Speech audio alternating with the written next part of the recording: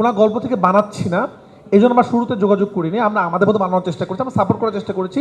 But হ্যাঁ, রিলিজের আগে আমরা তার সাথে কথা বলেছি, তাদের ফ্যামিলি মেম্বারদের সাথে, যে আমরা এই ধরনের একটা কাজ করছি। তারাও বলেছে, শুনেছি আমরা, কিন্তু আমরা বলছি দেখেন আমরা পুরো জিনিসটা ফিকশনালভাবে বানিয়েছি এবং সেন্সার নিয়েছি। সেন্সার সার্টিফিকেট তখন নেয় যখন গভর্নমেন্ট থেকে আমাদের পারমিশন দেওয়া হয় এই সিনেমাটা জনসাধারণের জন্য উপযুক্ত।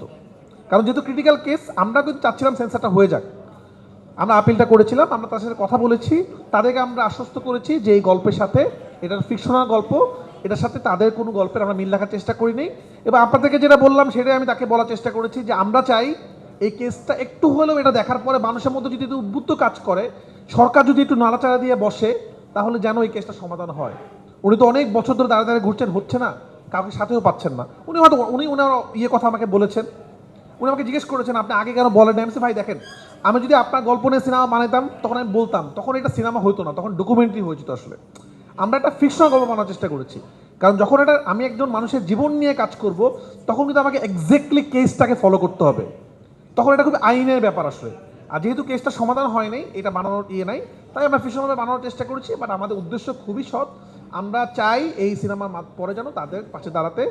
এবং তাদের একটা অর্গানাইজেশন আছে, আমি শুনেছি যে তারা একটা ট্রাস্ট করেছেন এই অমীমাংসিত কেসগুলো নিয়ে। আমরা চাই আমাদের অমীমাংসিত পরিবার থেকেও সেই ট্রাস্টের পাশে থাকতে।